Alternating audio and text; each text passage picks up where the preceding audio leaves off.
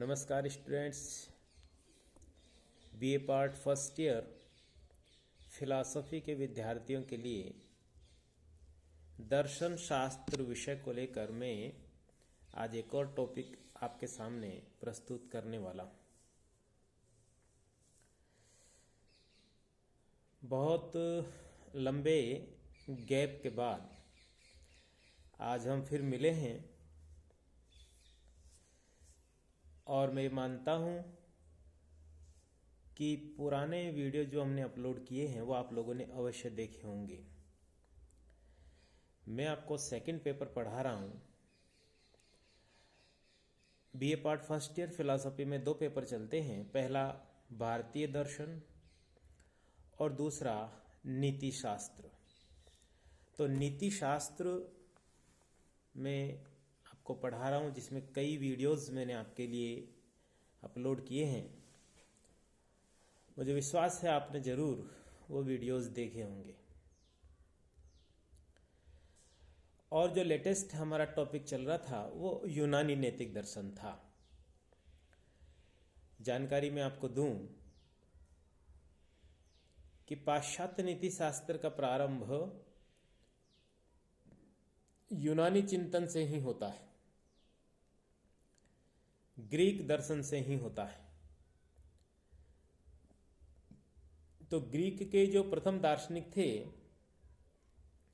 जिन्होंने स्पष्ट रूप से नैतिक चिंतन दिया वो सोफिस्ट थे। और मैंने बताया था आपको कि सोफिस्ट एक विशेष प्रकार की विचारधारा है जो नैतिक नियमों को, नैतिकता को, मूल्यों को, शुभ और अशुभ को मनुष्य पर निर्भर मानकर चलते हैं, मनुष्य की इच्छा पूर्ति से संबंधित करके चलते हैं, का देश, काल और परिस्थितियों पर निर्भर मानकर चलते हैं। ऐसी स्थिति में उनके जो नैतिक सिद्धांत है वो काल सापेक्ष, देश सापेक्ष और परिस्थिति सापेक्ष हो जाते हैं। और फिलॉसफी का एक सर्वमान्य तथ्य है कि देश, काल, परिस्थिति और व्यक्ति सापेक्ष कोई भी सिद्धांत अच्छा नहीं माना जाता, प्रामाणिक नहीं माना जाता, क्योंकि हम दर्शन में सार्वभौमिक सत्यों की खोज करते हैं और सोफिस्टों ने जो दर्शन दिया वो सार्वभौमिक सत्य नहीं है। तो उनके दर्शन में पाई जाने वाली कमियों को दूर करने के लिए सुकरात नामक दार्शनिक आए। मैंने बताया सुकरात अपने समय के महानतम दार्शनिक थे जिनके बारे में ये भविष्यवाणी की गई थी, घोषणा की गई थी कि सुकरात अपने समय के सबसे बुद्धिमान मनुष्य हैं। और सुकरात ने कहा था कि वो बुद्धिमान है क्योंकि उन्हें उनके अज्ञान का ज्ञान है। वो कहते थे मैं ये जानता हूं कि मैं कुछ भी नहीं जानता। ये एक बौद्धिक विनम्रता है जो सुकरात के दर्शन में देखने को मिलती है। तो सुकरात ने जो अपने दर्शन का उद्देश्य बनाया वो था ज्ञान प्राप्त करना, व्यक्ति को ज्ञानी बनाना, सही अर्थों में ज्ञानी बनाना, सही अर्थों में सद्गुणी बनाना, सही अर्थों में धर्मी बनाना।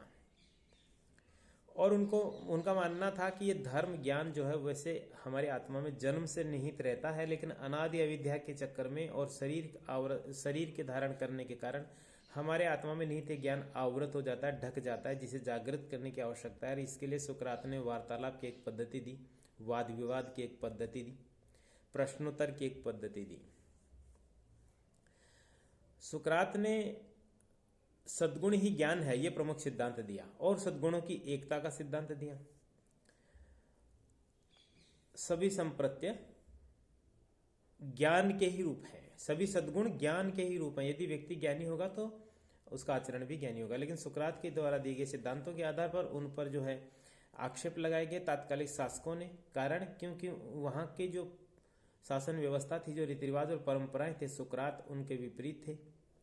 क्योंकि सुकरात के लिए कोई लोकल देवता, कोई लोकल मान्यता, लोकल मूल्य, लोकल शुभ अच्छा नहीं था। सुकरात ने सभी मनुष्यों के लिए समान लक्ष्यों की खोज की, परिणाम स्वरूप उनको मृत्युदंड भुगतना पड़ा।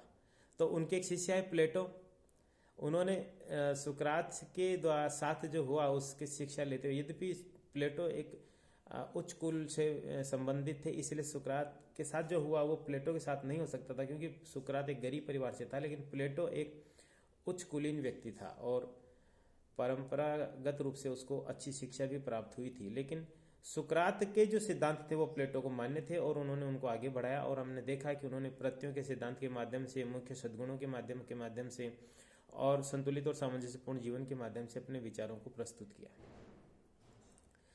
फिर तीसरे महत्वपूर्ण दार्शनिक जो यूनान के थे वो थे अरस्तु, जिस पर हम बात कर रहे थे लेटेस्ट। मुझे ध्यान है कि आप लोगों को जरूर अरस्तु के बारे में कही गई बातें याद होंगी।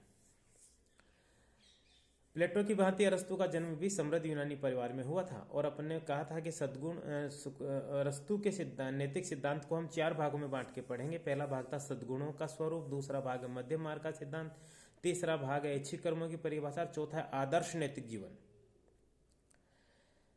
इन सभी दार्शनिकों के सामने जो यूनानी दार्शनिक हैं, एक ही महत्वपूर्ण प्रश्न था कि अंतिम शुभ क्या है, सत्य क्या है, सौंदर्य क्या है, और ऐसा क्या है जो स्वतः साध्य शुभ है।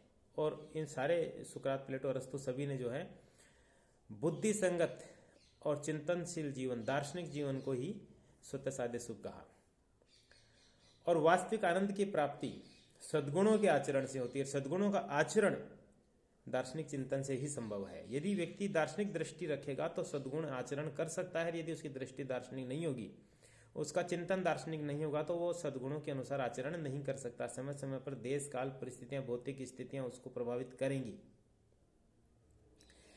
तो अरस्तु के अनुसार भी सद्गुण क्या है ये हमारे जानने की आवश्यकता है। अरस्तु ने जो है सद्गुण की एक परिभाषा दी कि सद्गुण मनुष्य की एक ऐसी स्थायी मानसिक अवस्था है जो निरंतर अभ्यास के फलस्वरूप उत्पन्न होती है और जो मनुष्य के ऐच्छिक कर्मों में व्यक्त होती है, जिसे बुद्धि निर्धारित करती है।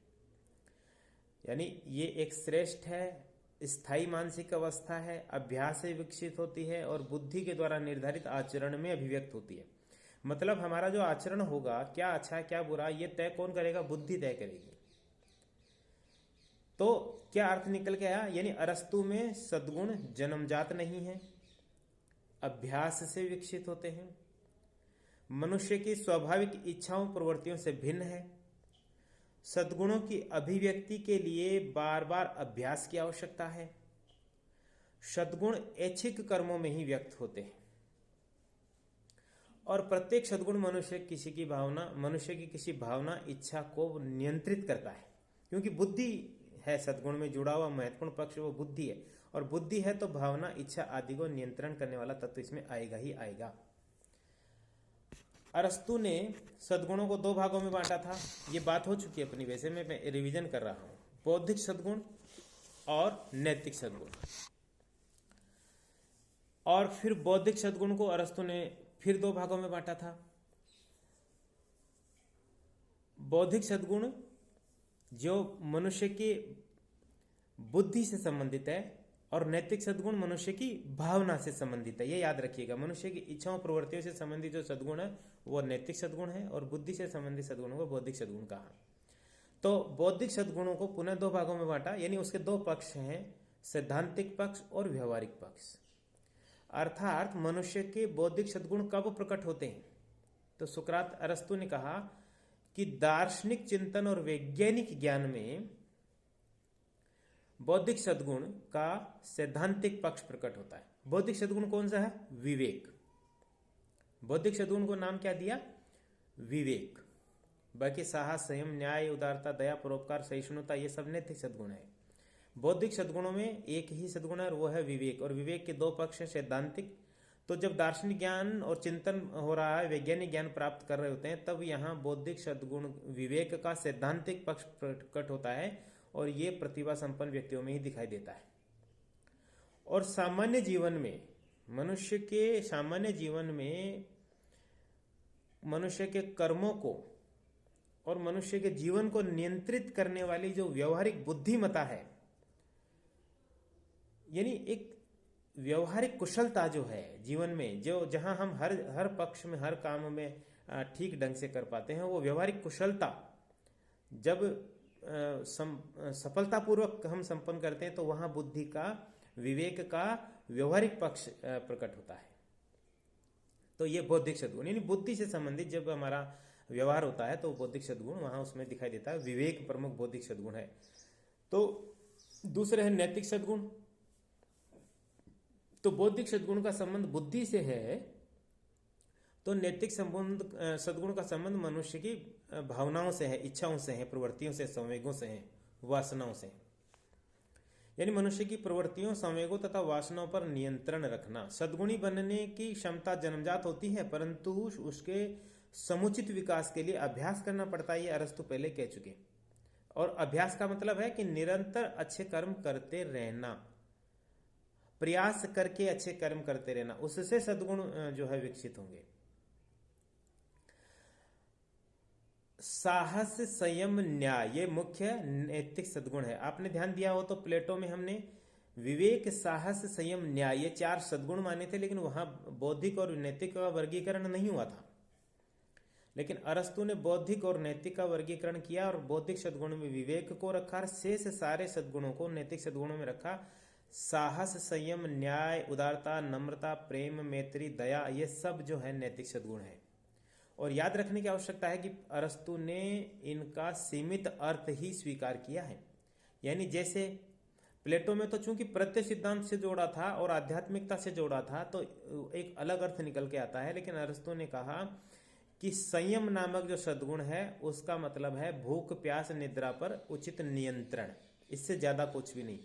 साहस नामक सद्गुण का अर्थ है युद्ध में प्रदर्शित वीरता, कठिन परिस्थितियों में धैर्य का परिचय देना, बस यही सद्गुण है। न्याय के संदर्भ में अरस्तु ने विशेष चर्चा की है। न्याय के बारे में अरस्तु ने कहा कि न्याय संपत्ति का उचित वितरण और कानूनों का उचित आचरण, ये न्याय है। यानी जो समाज में जो संपत्ति है उसका बराबर उसकी प्रत्येक व्यक्ति की योग्यता और क्षमता के अनुसार उसको मिलना चाहिए, ये न्याय है। और कानूनों का ठीक ढंग से आचरण करना चाहिए, ये भी न्याय है। ऐसा अरस्तु ने न्याय के संदर्भ में कहा। न्याय सद्गुण की बात कर रहे हैं अपन। न्याय को भी 2 भागों में बांटा, न्याय सद्गुण को भी, वितरणात्मक और प्रतिकारात्मक। वितरणात्मक और प्रतिकारात्मक। तो वितरणात्मक न्याय का मतलब है कि प्रत्येक व्यक्ति को उसके योगदान के अनुपात में संपत्तियां और वस्तुएं प्राप्त होनी चाहिए। यानी संपत्तियां और वस्तुओं का वितरण कैसे होगा? व्यक्ति के योगदान के आधार पर, कि व्यक्ति का समाज में कितना योगदान है, तो उसके योगदान के अनुसार ही संपत्तियां और वस्तुएं मिलनी चाहिए, न कम न ज्यादा। और प्रतिकारात्मक से मतलब है कि राज्य के जो कानून है उन कानूनों का ठीक ठीक ढंग से आचरण करना, ये प्रतिकारात्मक होता है। आज न्याय का आज एक सामान्य अर्थ यही है कि जो कानून दिए गए हैं उन कानूनों का ठीक ढंग से पालन किया जाए। तो राज्य में प्रचलित कानूनों का मतलब है कि प्रत्येक व्यक्ति को यदि उसने अपराध किया है तो उसके अपराध में ही दंड मिलना चाहिए, और जिस व्यक्ति को जो पीड़ित है, क्षति हुई है, उसको उसकी क्षतिपूर्ति होनी चाहिए, ये अरस्तु ने कहा। ठीक है, ये न्याय के बारे में उन्होंने 2 प्रकार के सद्गुण दिए, वितरणात्मक और प्रतिकारात्मक। फिर है मैत्री। चूंकि वैसे तो उदारता, दया, सहिष्णुता, परोपकार सारे सद्गुण ही हैं अरस्तु में, लेकिन कुछ एक पर विशेष चर्चा अपन कर रहे हैं। मैत्री सद्गुण पर अरस्तु ने कहा कि मैत्री के 3 प्रमुख आधार हैं। यानी 2 व्यक्तियों के बीच या 2 से अधिक व्यक्तियों के बीच जो मित्रता होगी उसके आधार क्या है? तो अरस्तु कहते हैं 3 आधार हैं। एक है सुख, एक है उपयोगिता और एक है चरित्र की उत्कृष्टता। यानी 2 लोग मैत्री क्यों करते हैं? या तो उनमें एक दूसरे से कोई सुख की प्राप्ति होती है, या दोनों एक दूसरे के लिए कहीं उपयोगी हैं, या फिर किसी के चरित्र की उत्कृष्टता के आधार पर कोई उससे मैत्री स्थापित कर सकता है। तो अरस्तु बहुत स्पष्ट कहते हैं कि सुख के आधार पर और उपयोगिता के आधार पर स्थापित की गई मैत्री से ज्यादा श्रेष्ठ है चरित्र की उत्कृष्टता पर आधारित मैत्री। यानी जो मैत्री चरित्र की उत्कृष्टता से बनती है वो ज्यादा श्रेष्ठ है।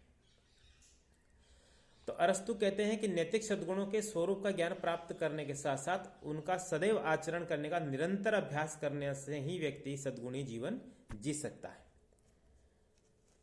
तो 2-3 चीजें यहां पर ने देखी। नंबर 1 कि अरस्तु ने सद्गुणों के बारे में विस्तार से और अपने गुरु प्लेटो से ज्यादा स्पष्टता से बात की। दूसरी चीज हमने देखी कि अरस्तु ने सद्गुणों के बारे में उदारता से भी बात की। जहां प्लेटो उनको प्रत्ययों के सिद्धांत और आध्यात्मिकता से जोड़ते हैं, अरस्तु ने उनको व्यवहारिक जीवन से जोड़ा और ये कहा कि वो जन्मजात नहीं, अभ्यास से विकसित होते हैं। प्रत्येक व्यक्ति प्रयास करे तो इन सद्गुणों का विकास कर सकता है। और इन्हीं सद्गुणों की चर्चा से ही जुड़ा हुआ इसका अगला टॉपिक है मध्यम मार्ग का सिद्धांत, जिस पर अपन कल बात करेंगे। तो तब तक जय हिंद, जय भारत।